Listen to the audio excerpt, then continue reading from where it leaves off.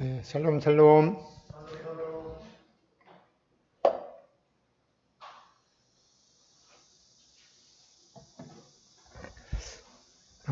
제가 어제 오후에 그 카페 라떼를 큰 컵을 한 컵 먹었는데 잠이 안 와갖고 저기 밤을 꼬박 샜거든요.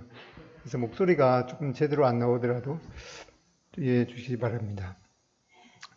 예, 어떤 사람이 가고 있는 길이 분명히 낭떠러지라면은 또 그 사람이 계속 모르고 가고 있다면은 어떻게 하시겠습니까? 당연히 소리치면서 거기로 가면은 죽음의 길입니다 하고 이제 소리 칠 것입니다. 또 그래도 듣지 않으면은 뭐 119나 또 112에 전화를 걸어야겠죠. 27년 전인 1994년 10월 21일 금요일 오전 7시 40분. 그날은 이제 불금이라 그러죠. 금요일 아침이라서 많은 사람들이 이제 출근하는 시간이고 또 학생들은 버스 타고 등교하는 시간인데 그 서울 한복판에 있는 성수대교 교각 그 상판 하나가 떨어졌죠. 저도 그 무렵에 가끔씩 뭐 1년에 한 몇 번씩은 차 타고 성수대교 지나기도 했는데 그 다리가 이제 끊어져서 어떤 사람은 이제 그 다리가 딱 그 떨어질 때는 이제 좀 출렁출렁거리겠죠. 딱 지나자마자 그 다리가 이제 떨어진 그런 경우도 있고 어떤 사람은 이제 그 막 가다 보니까 앞에 분명히 뭐가 그 버스가 지나가다가 사라졌으니까 갑자기 이 사람도 모르고 그 브레이크를 잡았는데 마침 살았죠. 그런데 그 시내버스 한 대하고 또 차 몇 대가 거꾸로 떨어져서 그때 이제 주로 무학여고라는 그 여학생들이 주로 타고 다니는 버스였기 때문에 학생들을 포함해서 32명이 희생을 당했죠. 그러니까 27년 전이니까 그때 한 10살 정도 지나야지 상을 하니까 거의 이제 40대 정도 된 사람만 아마 그때 그 사건을 이제 기억하고 있을 것입니다. 마침 이 사고를 목격한 사람 중에 그 카폰이 있는 사람이 있었나 봐요. 그 당시만 해도 핸드폰이 이제 없고 이제 소위 그 잘 나가는 그 사장님들 그 차에서만 그 무선전화 비슷한 걸 이제 할 수가 있었기 때문에 이 사람이 그 보니까 그 상당히 이제 위급한 상황이기 때문에 119나 119로 전화해서 지금 성수대교가 무너졌습니다. 뭐 급한 그런 조치가 필요합니다. 이러니까 반응이 어떻게 했어요? 호의 전화인 줄 알고 그러니까 이 사람은 너무 급해갖고 말하다가 제대로 안 들으니까 그 전화를 끊고 이제 114에다가 물어서 그 청와대 민원실 전화번호를 물어갖고 전화를 했는데 역시 거기에서도 뭐 신중하게 받으니까 너무나 이제 답답한 거죠. 그래서 사람이 너무 급하면 이제 생각이 제대로 이제 안 돌아간다 그래요. 그래서 불이 갑자기 나면은 어떻게 하는가 하니까 이제 생각이 안 나갖고 야 119가 몇 번이냐 그런다고 그래요. 그러니까 이제 그 듣는 사람도 너무나 급하니까 그거 114에 물어봐야 돼요. 그런다고 그래요. 119가 몇 번이죠?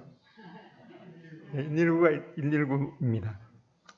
아무튼 그 청와대 이제 민원실에 전화했는데도 호의 전화인 줄 알고 뭐 대처도 이렇게 늦게 하다가 40분 정도 지나서 이제 헬리콥터가 왔다고 그럽니다. 이렇게 위급한 상황을 알리지 않으면은 계속 희생자가 발생하는 그런 상황이라면 무슨 수를 써서도 또 진실을 또 살 길을 알려야 할 것입니다. 그런데 진실을 알리고자 하는 그 사람의 마음을 몰라주고 또 농담으로 여겼던 그런 예들이 성경에 몇 번 나오죠. 그 한 예를 통해서 또 생명의 길을 알고 있는 우리 하나님의 자녀로서 어떠한 자세를 가져야 되는지 살펴보겠습니다. 열왕기하 7장입니다. 구약성경 572쪽입니다. 열왕기하 7장 1절부터 전체 20절까지 전체를 읽어보겠습니다. 572쪽입니다.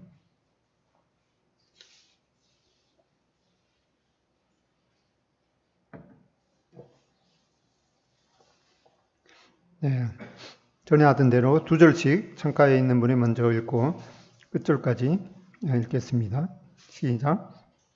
엘리사가 이르되 여호와의 말씀을 들을지어다. 여호와께서 이르시되 내일 맘때에 사마리아 성문에서 고운 밀가루 한 스아를 한 세겔로 매매하고 보리 두 스아를 한 세겔로 매매하리라 하셨느니라. 왕이 그의 손에 의지하는 자 곧 한 장관이 하나님의 사람에게 대답하여 이르되 여호와께서 하늘에 창을 내신들 어찌 이런 일이 있으리요 하더라. 엘리야가 내가 내 눈으로 보리라 그러나 그것을 먹지는 못하리라 하니라. 성문 어귀에 나병 환자 네 사람이 있더니 그 친구에게 서고 말하되 만일 우리가 성읍으로 가자고 말한다면 성읍에는 굶주림이 있으니 우리가 거기서 죽을 것이요 만일 우리가 여기서 머무르면 역시 우리가 죽을 것이라. 그런즉 우리가 가서 아람 군대에게 항복하자. 그들이 우리들을 살려두면 살 것이요 우리를 죽이면 죽을 것이라 하고 아람 진으로 가려 하여 해질 무렵에 일어나 아람 진영 끝에 이르러서 본즉 그곳에 한 사람도 없으니 이는 주께서 아람 군대로 병거 소리와 말 소리와 큰 군대의 소리를 듣게 하셨으므로 아람 사람이 서로 말하기를 이스라엘 왕이 우리를 치려하여 헷 사람의 왕들과 애국 왕들에게 값을 주고 그들을 우리에게 오게 하였다 하고 해질 무렵에 일어나서 도망하되 그 장막과 말과 나귀를 버리고 진영을 그대로 두고 목숨을 위하여 도망하였습니다. 그 나병 환자들이 진영 끝에 이르자 한 장막에 들어가서 먹고 마시고 거기서 은과 금과 의복을 가지고 가서 감추고 다시 와서 다른 장막에 들어가 거기서도 가지고 가서 감추니라. 자들이 그 친구에게 서로 말하되 우리가 이렇게 해서는 아니 되겠도다. 우리는 아름다운 소식이 있는 날이거늘 우리가 침묵하고 있도다. 만일 밝은 아침까지 기다리면 벌이 우리에게 미칠지니 이제 떠나 왕궁에 가서 알리자 하고 가서 성읍 문지기를 불러 그들에게 말하여 이르되 우리가 아람진에 이르러서 보니 거기에 한 사람도 없고 사람의 소리도 없고 오직 말과 나귀만 매여 있고 장막들이 그대로 있더이다 하는지라.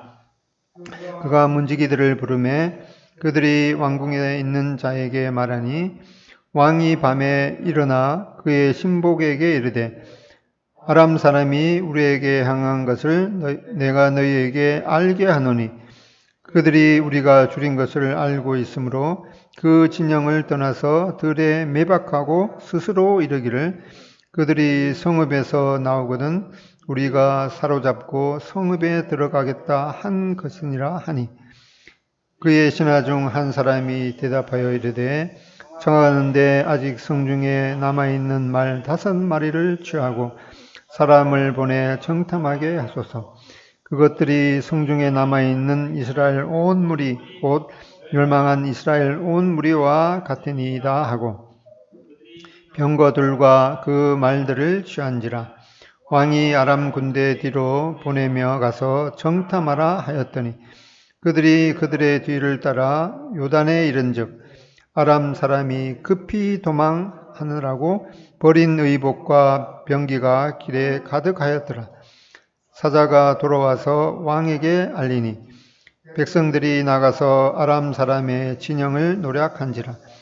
이에 고운 밀가루 한 스아에 한 세겔이 되고 보리 두 스아가 한 세겔이 되니 여호와의 말씀과 같이 되었고, 왕이 그의 손에 의지하였던 그의 정관을 세워 성문을 지키게 하였더니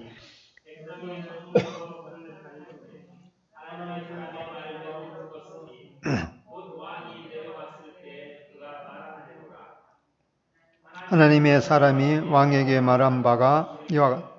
이르기를 내일 이맘때에 사마리아 성문에서 보리 두 수아를 한 세겔로 매매하고 고운 밀가루 한 스아를 한 세겔로 매매하리라 한즉, 그때에 이 장관이 하나님의 사람에게 대답하여 이르되 여호와께서 하늘에 창을 내신들 어찐 이 일이 있으랴 하며 대답하기를 내가 너의 눈으로 보리라, 그러나 그것을 먹지는 못하리라 하였더니 장관에게 그대로 이루어졌으니 곧 백성이 성문에서 그를 밟음에 죽었더라.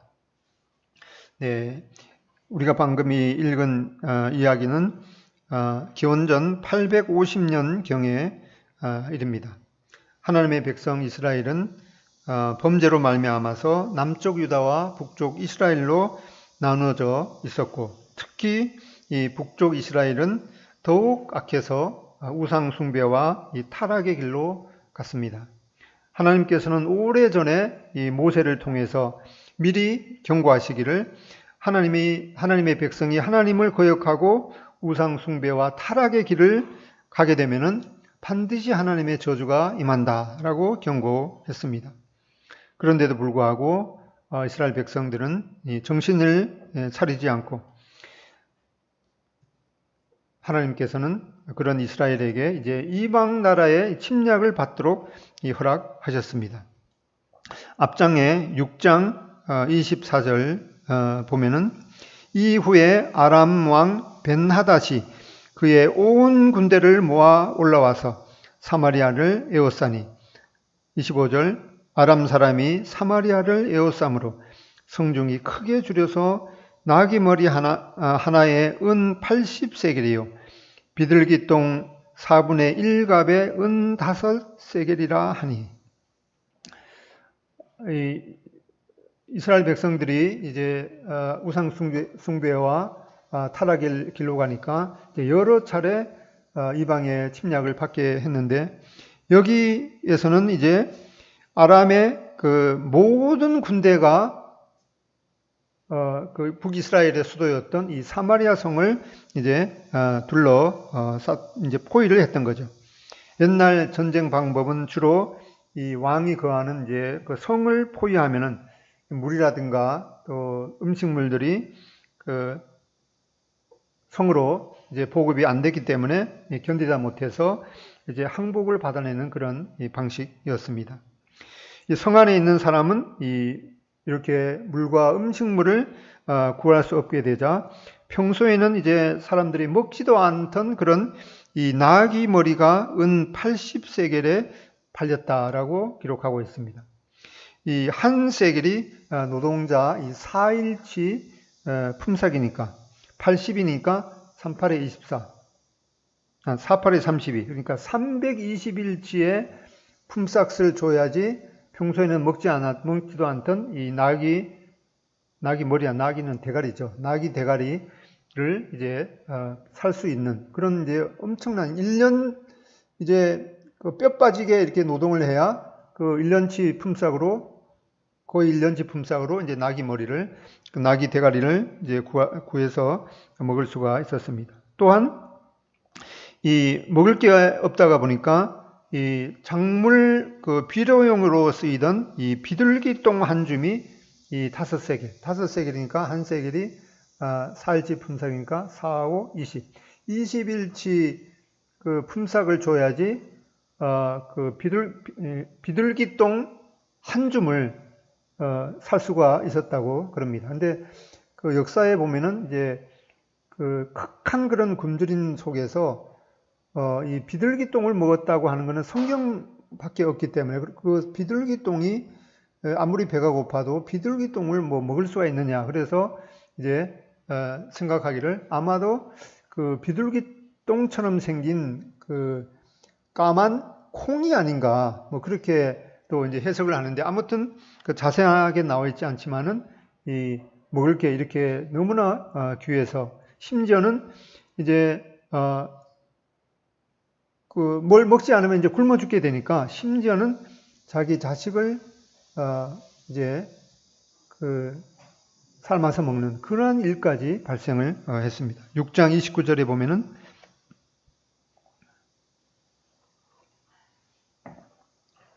우리가 드디어 내 아들을 삶아 먹었더니 이튿날에 내가 그 여인에게 이르되 너희 아들을 내놓으라 우리가 먹으리라 하나 그가 그의 아들을 숨겼나이다 하는지라. 참 너무나 끔찍한 그런 일이 일어났습니다. 아무리 뭐 굶어 죽게 생겼다고 해도 어떻게 자기 자식을 삶아 먹을 수 있는지, 너무나 끔찍한 이러한 일이 발생했습니다. 이스라엘 왕 요람은 이런 위기에서 회개의 표시로 이제 베옷을 입기는 했지만은 진정한 그런 마음에 그 회개의 그런 마음이 없이 남의 특별히 그 엘리사의 그런 탓으로 돌렸습니다. 6장 31절에 보면은 왕이 이르되 사밧의 아들 엘리사의 머리가 오늘 그 몸에 붙어 있으면, 특별히 이제 엘리사는 대머리였기 때문에 이런 이제 표현을 쓰고 있죠. 그 머리가 그 몸에 붙어 있으면은 하나님이 내게 벌을 내리실지로다. 이 아람 왕은 이러한 위기 가운데 특별히 이제 그때 왕이 어떤 뭐 가뭄이라든가 이런 전쟁이 오면은 특별히 왕이 대표로 그 백성을 대신해서 우리 민족이 뭐든지 하나님 앞에 잘못한 것이 없는가 이렇게 회개를 하는 것이 정상인데, 이 요람 왕은 그것을 이제 하나님의 사람 엘리사에게 탓으로 돌리고 있습니다. 마치 지금 믿지 않는 사람들, 그냥 특별히 이제 악한 사람들은 이러한 그 코로나가 더 확산됐는 게 이 교회 탓이다라고 하는 그런 그 탓을 돌리는 것과 비슷한 것을 보게 됩니다. 이런 상황 가운데서 이제 7장 1절에 우리가 읽은 대로 엘리사 선지자가 말합니다. 7장 1절에 엘리사가 이르되 여호와의 말씀을 들을지어다. 여호와께서 이르시되 내일 이맘때 사마리아 성문에서 고운 밀가루 한 스아를 한 세겔로 매매하고 보리 두 수아를 한 세겔로 매매하리라 하셨느니라. 이 한 스아는 한 7리터 정도 되니까 양동이 한 반 정도 되겠죠.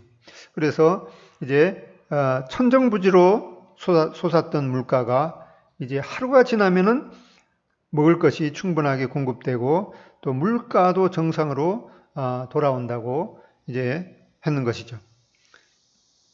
요즘에도 근래에도 보면은 정치 지도자들이 가장 신경 쓰는 것이 이제 물가를 어떻게 잡느냐, 이제 그게 문제인데, 여기 엘리사는 이러한 물가가 이 천정부지로 솟았던 이러한 물가가 이제 하루 만에 정상으로 돌아온다라는 그런 말을 했습니다. 그런데 그 한 장관이 뭐라고 하는가 하니까, 아니 어떻게 그런 일이 일어날 수 있느냐, 하나님께서 하늘에다가 창을 내더라도 그런 일이 일어나지 않을 것이다, 그렇게 비웃었습니다. 엘리사는 그 장관에게 당신이 그런 그 정상 상황을 두 눈으로 목격하게 되겠지만은 당신은 그 음식을 먹을 수 없을 것이다 라고 경고를 했습니다. 7장 2절에 그때의 왕이 그의 손에 의지하는 자 곧 한 장관이 하나님의 사람에게 대답하여 이르되 여호와께서 하늘에 창을 내신들 어찌 이런 일이 있으리요 하더라. 엘리사가 이르되 너가 너의 눈으로 보리라. 그러나 그것을 먹지는 못하리라 하니라. 이 선지자를 통해서 선포되는 하나님의 말씀을 믿지 않을 뿐만 아니라 이 하나님을 조롱한 대가가 얼마나 큰가를 곧 이제 보게 될 것입니다. 이제 3절에 보면은 성문 어귀에 이 나병 환자, 옛날에는 이제 문둥병자라고 했는데 그 나병 환자, 문둥병자가 4명이 있었습니다. 당시 이 나병 환자는 이제 가족들로부터도 이제 격리가 되어서 성 바깥에 지내야 했습니다. 이들은 차라리 적진에 가서 우리가 항복하고 혹시라도 음식 냄새라도 맡고 죽는 것이 낫겠다라고 생각하면서 이제 그 나병 환자들은 일어나서 이 양식을 찾으러 이 적진으로 들어갔습니다. 7장 3절에 성문 어귀에 나병 환자 4사람이 있더니 그 친구에게 서로 말하되 우리가 어찌하여 여기 앉아서 죽기를 기다리랴. 만일 우리가 성읍으로 가고자 말한다면 성읍에는 굶주림이 있으니 우리가 거기서 죽을 것이요 만일 우리가 여기서 머무르면 역시 우리가 죽을 것이라. 그런즉 우리가 가서 아람 군대에게 항복하자. 그들이 우리를 살려두면 살 것이요 우리를 죽이면 죽을 것이라 하고, 이렇게 이판사판 이제 어차피 뭐 죽게 된 거 들어갔는데 도저히 믿을 수 없는 그런 상황이 이 나병 환자의 눈에 이제 벌어졌습니다. 적진으로 들어갔는데 이 적군이 한 사람도 보이지 않는 것입니다. 뿐만 아니라 거기에는 이 적군이 버리고 간 식량과 이 군수물자가 이 산더미처럼 쌓여 있었습니다. 이 굶주린 그 나병 환자는 이게 웬 떡이냐 하고 이제 그 한참을 이제 배가 터지도록 묵었습니다. 그러고 봤더니만은 이 먹을 것뿐만 아니라 은과 금, 이 좋은 물건들을 이 주머니에 채우다 못해서 더 이상 채울 수가 없기 때문에 나중에 와서 또 도로 가져가려고 그 은과 금을 어디다가 숨겨놓기까지 했습니다. 그러다가 이 나병 환자들은 갑자기 이제 제정신이 퍼뜩 들었습니다. 7장 9절에 보면은 나병 환자들이 그 친구에게 서로 말하되 우리가 이렇게 해서는 아니 되겠도다. 오늘은 아름다운 소식이 있는 날이거늘 우리가 침묵하고 있도다. 만일 밝은 아침까지 기다리면 벌이 우리에게 미칠지니 이제 떠나 왕궁에 가서 알리자 하고, 이제 그 당시에 사마리아 성 안에 있는 사람들은 다 이제 굶주려 죽어가는 사람들이 많았고 자기들만 이렇게 먹어서는 되겠느냐라고 하는 그런 생각이 들었습니다. 이렇게 오늘 아름다운 소식이 있는데 침묵만 하고 우리만 배불러서는 되겠느냐. 그러다가 우리 벌 받는 것이 분명하다라는 그런 생각이 들었습니다. 여기에 오늘 아름다운 소식이 있는 날이다라고 했는데, 이제 그 세번역에 보면 이제 좋은 소식, 영어에 보면 이제 굿뉴스, 즉 이제 복된 소식이죠. 즉 복음.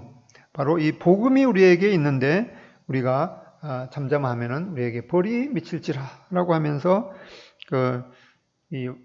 돌아와서 이제 알려야겠다라고 하는 그런 생각이 이 나병 환자에게 들었습니다. 우리에게도 이 아름다운 소식, 복된 소식, 이 복음이 있습니다. 너나 할 것 없이 모든 사람이 죄로 말미암아 반드시 죽음을 맞이하고 그 후에는 이 죄에 대한 하나님의 심판을 우리가 반드시 받아야 되는 그런 상황이었는데, 그런데 어느 날 누군가로부터 예수 그리스도에 대한 이 놀라운 이 복된 소식을 우리에게 들려 주었습니다. 죄로 말미암아서 죽게 된 그런 신분이 이제 하나님의 자녀가 되고 또 영원한 그 영생의 선물이 주어지는 이런 엄청난 복된 소식을 접했습니다. 그런 소식을 접하고 우리들도 그 당시에는 대부분 혹시 가다가 그런 소식이 있습니까? 라고 믿었던 사람이 혹시 간혹 가다 이제 있을 수는 있는데 대부분 우리도 처음에는 이제 미심쩍어 했습니다. 그런데 누군가로부터 우리 각자 자신에게 그런 복된 소식을 전해주지 않았다면, 그리고 만약 내가 그때 전해준 그 복된 소식을 지금까지 받아들이지 않는 상태로 있다면 생각만 해도 우리는 참 끔찍한 그런 생각이 듭니다. 이 복된 소식을 들어야 할 대상이 얼마나 많습니까? 멀리 갈 것도 없이 나의 사랑하는 부모, 형제, 친척, 친지, 그리고 친구들, 우리는 그들에게 이 복된 소식을 반드시 전해야 할 것입니다. 그런데 이 다른 사람들은 이 생명의 양식이 있는지 모르고 죽어가고 있는 것입니다. 그들에게 이 양식이 있는, 양식을 얻을 수 있는 그런 이 비결을 우리는 이 나병 환자가 알렸던 것처럼 알려줘야 마땅할 것입니다. 만일 그렇게 하지 않으면 그들이 그 소식을 듣지 못하고 죽게 된다면 그 책임이 누구에게 있겠습니까? 죽지 않고 구원 얻을 수 있는 방법이 분명히 우리는 알고 있는데 전하지 않았던 우리 각자에게 있을 것입니다.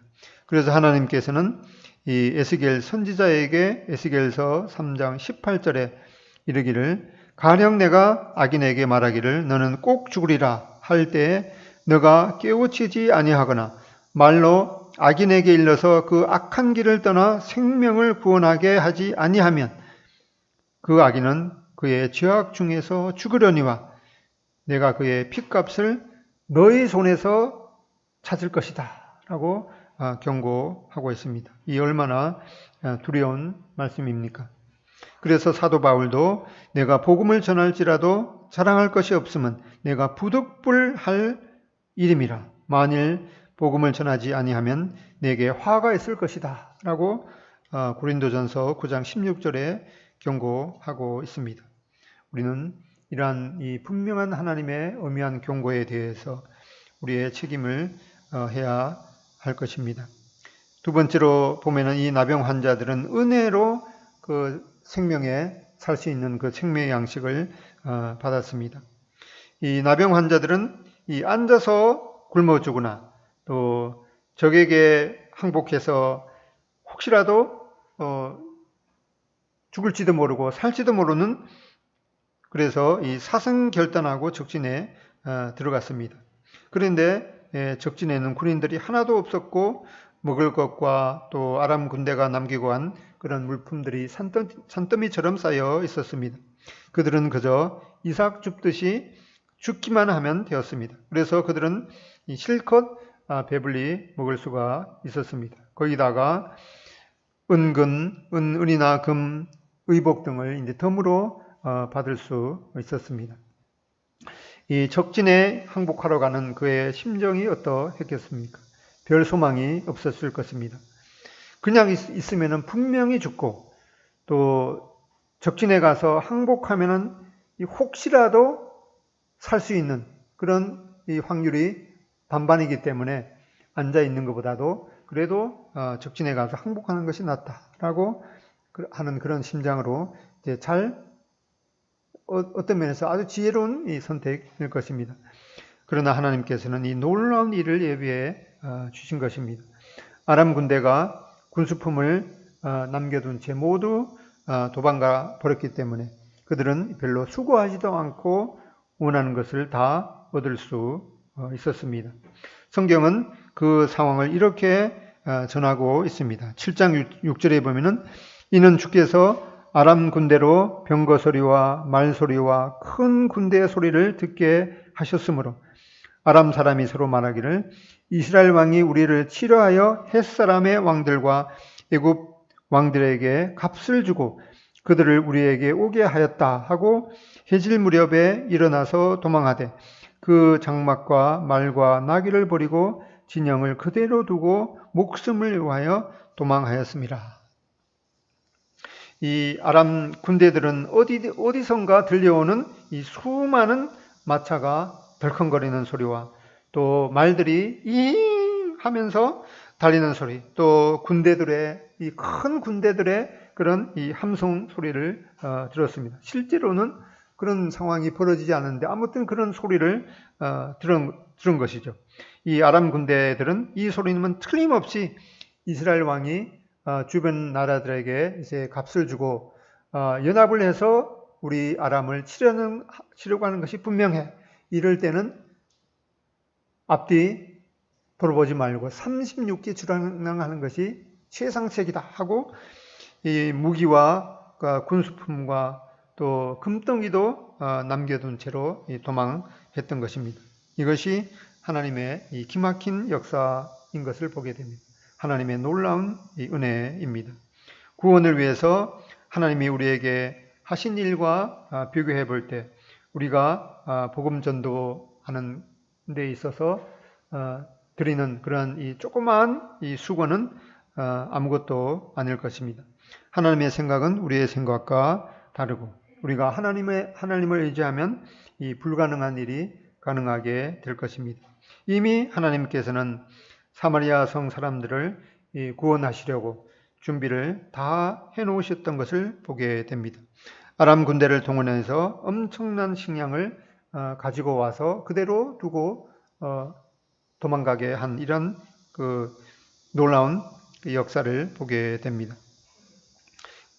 그리고 이 포위하고 있던 그 아람 군대들은 어디서 들리는지 모르는 그런 이제 마차 소리와 또 말 소리, 이 큰 군대의 함성 소리를 듣고 다 도망했던 것을 보게 됩니다. 이제는 그들은 그저 가서 하나님의 은혜로 죽기만은 하면 되었던 것을 보게 됩니다. 하나님께서 이 놀라운 소식을 특별히 이 나병 환자들에게 맡기셨던 것을 보게 됩니다. 하나님께서는 이 볼품없고 아주 보기에도 너무나 끔찍한 그런 몰골을 한 이 나병 환자들과 또 천대받는 그런 사람들을 통해서 이 사마리아 성 사람들을 구원하는 일을 하셨습니다. 나병 환자를 통해서 이 사마리아 성을 구원하신 하나님이시라면은 이 나를 통해서도 일하기를 기뻐하실 것입니다. 그러나 이 결과는 하나님께 맡기고 우리는 부지런히 전해야 되는 그런 것이 필요할 것입니다. 성경은 너는 말씀을 전파하라. 때를 얻든지 못 얻든지 항상 힘쓰라 라고 우리에게 말씀해 주고 계십니다. 이렇게 이 놀라운 아름다운 소식, 복된 소식, 이 복음을 전하는 것은 우리 사람의 또 책임이고 이 구원하는 역사는 하나님이 하실 것을 우리는 기대합니다. 세 번째, 이 나병 환자들은 이 은혜의 복음을 전했습니다. 나병 환자들은 이 사마리아 성 사람들에게 이 복된 소식, 아름다운 소식을 전했습니다. 7장 9절에 다시 한번 읽어보면은 나병 환자들이 그 친구에게 서로 말하되 우리가 이렇게 해서는 아니 되겠도다. 오늘은 아름다운 소식이 있는 날이거늘 우리가 침묵하고 있도다. 만일 밝은 아침까지 기다리면 벌이 우리에게 미칠지니 이제 떠나 왕궁에 가서 알리자 하고 10절 가서 성읍 문지기를 불러 그들에게 말하여 이르되 우리가 아람진에 이르러서 보니 거기에 한 사람도 없고 사람의 소리도 없고 오직 말과 나귀만 매어 있고 장막들이 그대로 있더이다 하는지라. 그런데 이 복된 이 소식을 듣고 이 이스라엘 왕은 확신하기를 아마 아람 군대들이 일부러 후퇴해서 그들이 이 매복하고 있다가 우리를 몰살하고 하는 것이다. 뭐 그렇게 가정한 것도 아니고 이 확정하면서 이렇게 말했던 것을 보게 됩니다. 7장 12절에 보면은 왕이 밤에 일어나 그의 신복들에게 이르되 아람 사람이 우리에게 행한 것을 내가 너에게 알게 하노니 그들이 우리가 줄인 것을 알고 있으므로 그 진영을 떠나서 들에 매복하고 스스로 이르기를 그들이 성읍에서 나오거든 우리가 사로잡고 성읍에 들어가겠다 한 것이니라 라고 이 이스라엘 왕은 이 나병 환자들의 그런 보고를 묵살했던 것을 보게 됩니다. 겉으로 보기에 흉측한 몰골을 한 나병 환자가 하는 말을 이 대부분 사람들이 믿으려고 하지 않는 것은 어쩌면 이 당연한 일인지도 모를 것입니다. 우리도 우리 자신들에게 예수 그리스도의 복된 소식을 전해줄 때 우리도 순순히 받아들이지 않는 예가 대부분이고 또 처음에는 이 의심의 그런 마음을 품었을 것입니다. 우리가 다른 사람한테 복음을 전할 때에도 역시 마찬가지일 것입니다. 그들이 우리가 전하는 이 복된 소식을 순수하게 받아들이지 못할 것입니다. 또 믿지도 잘 않으려고 분명히 할 것입니다. 그러면 어떻게 해야겠습니까? 한두 번 전하고 듣지 않으면은 그러면은 지옥에나 가라 라고 해서는 안 될 것이죠. 우리가 이 전하는 말의 진실성을 우리의 삶을 통해서 증거해야 할 것입니다. 그리고 그 후의 일은 하나님께 맡기고, 하나님께서 처음에는 의심하던 이 나에게도 은혜를 베푸셨듯이 그 사람이 이 진리를 잘 알지 못해서 그럴 것이기 때문에 그 사람에게도 하나님께서 은혜를 베풀어 주시기를 우리는 기도해야 할 것입니다. 이스라엘 왕이 그 복된 소식을 듣고 의심하고 틀림없이 일부러 이제 후퇴하는 모습을 보이고 매복해 있다가 우리를 몰살하라 하는 것이다라고 그렇게 단정을 했지만은 그 신하 중에 한 사람이 지혜로운 제안을 했습니다. 7장 13절에 보면은 그의 신하 중 한 사람이 대답하여 이르되 청하건대 아직 성중에 남아있는 말 5마리를 취하고 사람을 보내 정탐하게 하소서. 그것들이 성중에 남아있는 이스라엘 온 무리 곧 멸망한 이스라엘 온 무리와 같으니이다 하고, 이 신하 중에 한 사람이 이제 말하기를 성중에 이 말 5필이 있는데 어차피 사람도 굶어 죽게 되고 또 그 말도 사람과 같이 굶어 죽게 될 형편이니 어차피 말도 죽고 사람도 죽으니까 그 같은 이제 운명을 맞이한 그 말에다가 사람을 태워서 적진을 정찰해 보는 게 어떻겠습니까? 라고 제안을 한 것입니다. 참 그래도 지혜로운 그런 신하임에 틀림없습니다. 왕은 이 신하의 제안을 받아들여서 이제 적진을 정탐하도록 하게 합니다. 7장 14절에 그들이 병거들과 그 말들을 취한지라 왕이 아람 군대 뒤에 보내며 가서 정탐하라 하였더니, 15절 그들이 그들의 뒤를 따라 요단에 이른즉 아람 사람이 급하게 도망하느라고 버린 의복과 병기가 길에 가득하였더라. 사자가 들어와서 왕에게 알리니, 이 정탐한 결과 이 나병 환자가 알린 대로 아람 사람들과 그 군대들이 급히 도망하느라고 옷과 또 군 장비가 길바닥에 즐비하였습니다. 이제 이스라엘 백성들은 성 밖을 나가서 이 아람 그 사람의 진영에 가서 먹을 것을 충분히 구할 수가 있었습니다. 7장 16절에 백성들이 나가서 아람 사람의 진영을 노략한지라 이에 고운 밀가루 한 스아에 한 세겔이 되고 보리 한 스아가 한 세겔이 되니 여호와의 말씀과 같이 되었고, 7장 1절에 하나님의 선지자 엘리사가 전한 말씀이 과연 진실이었습니다.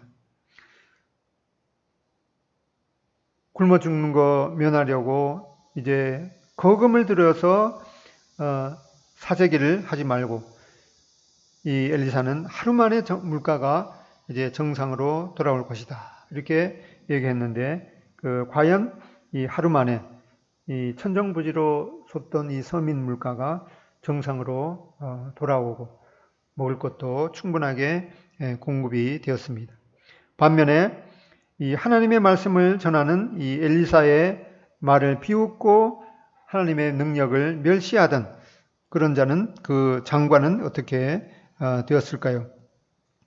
7장 17절에 보면은 왕이 그의 손에 의지하였던 그 장관을 세워 성문을 지키게 하였더니 백성이 성문에서 그를 밟음에 하나님의 사람의 말대로 죽었으니 곧 왕이 내려왔을 때 그가 말한 대로라. 이 하나님의 말씀을 조롱했던 이 장관은 이 성문을 지키고 있었는데 사람들이 이제 먹을 것을 이제 거의 금방 당장 이제 굶어 죽게 되었으니까 먹을 것을 구하려고 이제 확 몰려가다가 이 성문에 있던 그 장관이 그 백성들의 이제 발에 밟혀서 죽었다고 말하고 있습니다. 일사에 말한 대로 먹을 것이 하루 만에 정상으로 공급되는 것을 이 장관은 눈으로 보았지만은 일사의 경고대로 그 장관은 그 먹을 것을 먹지 못하고 압사했던 것을 보게 됩니다. 18절부터 이제 끝절까지 다 같이 한번 읽어보겠습니다. 7장 18절부터 시작.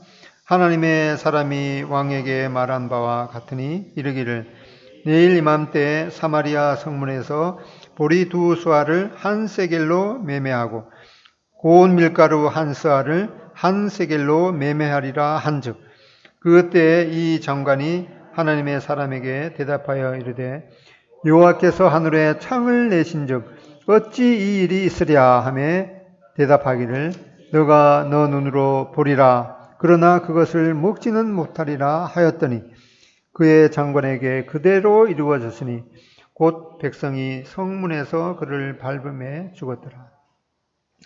과연 이 하나님의 말씀은 진실인 것을 우리는 다시 한번 보게 됩니다. 하나님의 모든 말씀은 1.1핵도 어김없이 다 이루어진다고 말씀하고 있습니다.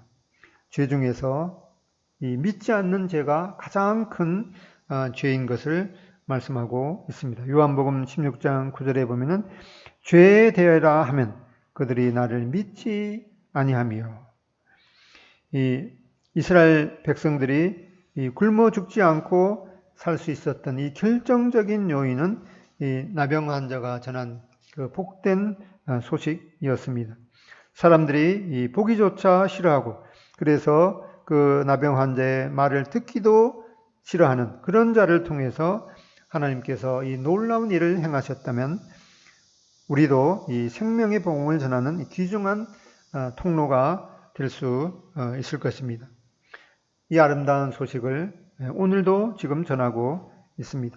다음 주 토요일 저녁과 일요일 오전에 집중해서 이 생명으로 인도하는 이 아름다운 소식, 복음전도 집회가 있습니다.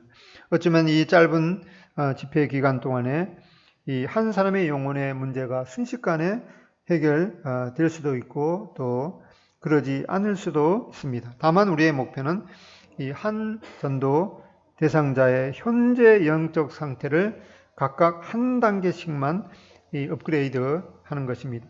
하나님이 있기는 뭐가 있어? 라고 생떼를 쓰는 사람은 이 한 번이라도 하나님에 대해서 생각할 그런 기회를 갖게 하고 또 성경이 도저히 진리인지 못 믿겠다 하는 사람들은 그 성경이 정말 한치의 어김도 없는 그런 진리의 말씀인 것을 알 수 있도록 하고 또 행위를 통해서 천국에 갈 수 있다고 하는 사람에게는 오직 이 믿음을 통해서 천국에 갈 수 있다라고 하는 것을 이제 깨닫게 하고 또 어떤 사람은 나같이 죄 많은 사람은 하나님도 싫어하실 거야라고 하는 그런 사람에게는 바로 그런 사람을 위해서 예수님께서 오셨다고 하는 것을 믿을 수 있도록 이렇게 각각 이 하나님께로 한 단계 더 올라서도록 하는 것이 우리의 이 목표이면 되겠습니다.